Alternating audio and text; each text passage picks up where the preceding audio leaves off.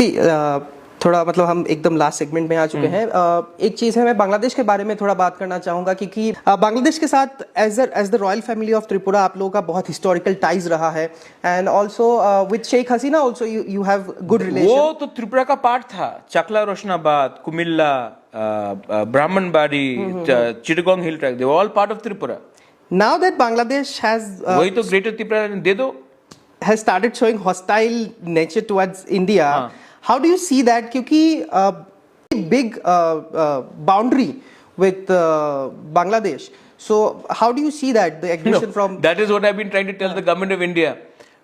The problem is that politicians want Bengalis and Tripuris to fight with each other. But मेरा कहना है कि Tripuris and Bengalis should come together and ठोको Pakistan, Bangladesh. बहुत हमारे political leaders हैं, उनके घर आज भी कुमिल्ला में है, नोआखाली में है, ब्राह्मणबाड़ी में है, ओपनली बोलते हैं। तो चलो ना हाथ मिला के वापस लेते हैं।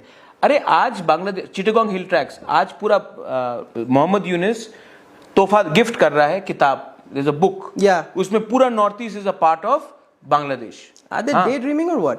No, they are doing everything right. We are daydreaming that बदल जाएंगे। We are daydreaming Indians, हमको दो चांस, हम दिखाते। There are so many Tripuris, Chakmas, Garos, Manipuris, Kukis, Khasis, they are all in Bangladesh today, indigenous people. There are Hindu Bengalis who are there, who just want India to help them. We will teach Bangladesh a lesson.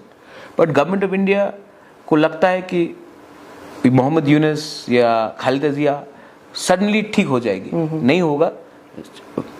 फरवरी में election होगा, उसके बाद जो भी सरकार निकलेगा बांग्लादेश में वो एंटी इंडिया होगा।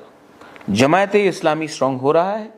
दे will hammer the Hindu Bengalis, they will hammer the indigenous people, and then we will be left with a huge problem.